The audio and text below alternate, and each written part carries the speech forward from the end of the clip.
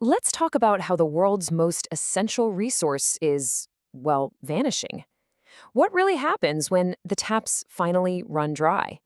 It doesn't start with some big explosion, but with a quiet warning that almost everyone chose to ignore. And that warning brings us to a voice, broadcasting from a world after the collapse.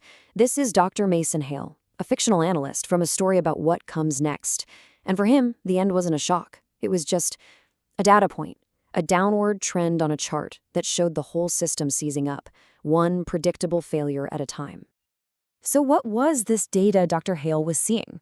I mean, how can a planet that's literally covered in water be running on empty? It sounds impossible, right? But the answer, really, it all comes down to just two little numbers.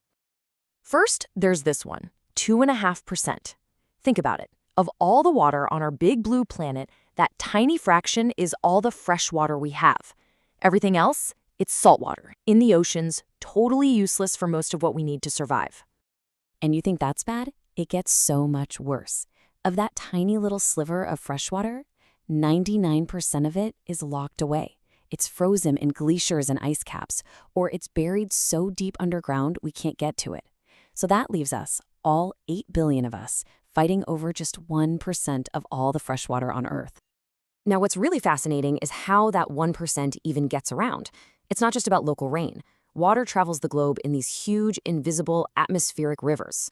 You've got healthy forests and wetlands in one part of the world that are literally breathing out moisture, creating clouds that travel thousands of miles to become rain somewhere else entirely.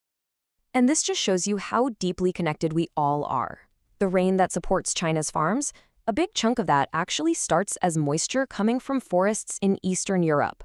It means a decision to chop down a forest in one country can literally cause a drought in another. We are all downstream from someone else. It's a sobering thought.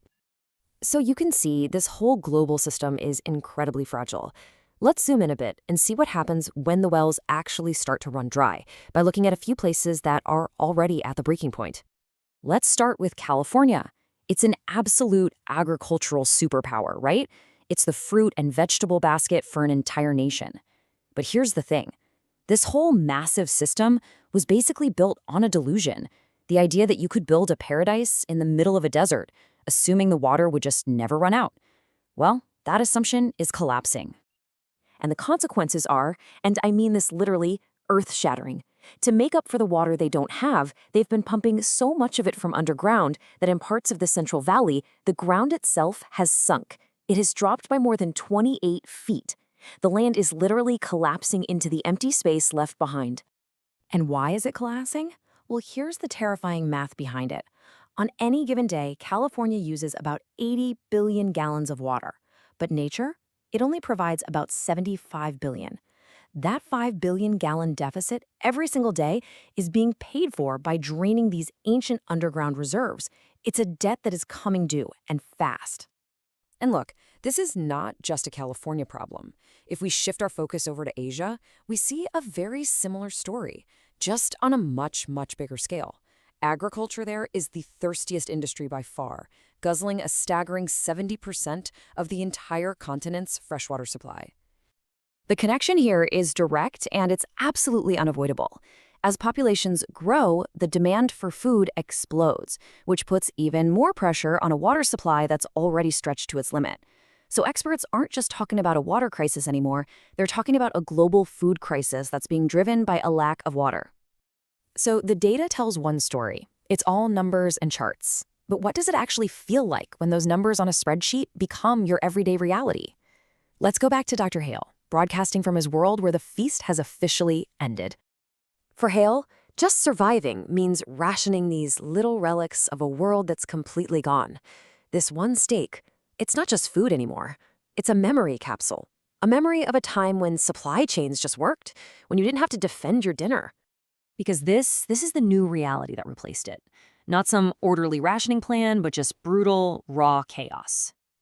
Hell describes seeing footage of a riot at a feedlot where workers who hadn't been paid in months and were starving just stormed the pens. As he puts it, hunger erases laws a lot faster than war ever could. And he explains that starvation doesn't just happen overnight. It's a slow, creeping progression. First, it's just an inconvenience. The store is out of your favorite brand. Then that turns into anxiety. The shelves are looking half empty. And finally, it all boils down to pure animal instinct, a biological drive that just overrides everything else. And that right there is the ultimate cost of it all. When it's truly about survival, the whole social contract just shatters. Empathy becomes a luxury you simply can't afford. Your world shrinks down to a single brutal calculation: calories.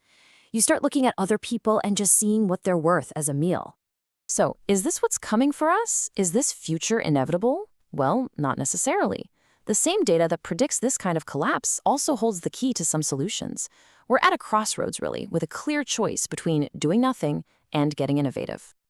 A massive part of the problem is just plain pollution. In so many developing countries, nearly all of their wastewater, sewage, industrial waste, you name it, gets dumped straight back into the rivers and lakes, untreated. They're poisoning the very water they depend on. It's not just wasteful, it's actively destroying the little supply they have. But then you look at a place like Singapore. They were facing an extreme water crisis. So what did they do? They didn't find new rivers, they engineered a whole new source of water. Their new water program takes wastewater and puts it through this incredible 3-step purification process and turns it back into perfectly clean, drinkable water. They created their own supply. In the end, though, Dr. Hale's real warning is that technology alone is never going to be enough. The reason his world failed, he says, is because they completely separated the data from reality. They had these elegant models for hunger, but they forgot the human cost, the raw, undeniable feeling of an empty stomach. Which really leaves us with his final question. Maybe the real resource we need to be saving isn't just water, but the compassion we need to manage it wisely and fairly for everyone. The numbers, the data, they can show us the cliff's edge. But what happens next? Well, that doesn't depend on the data. It depends on us.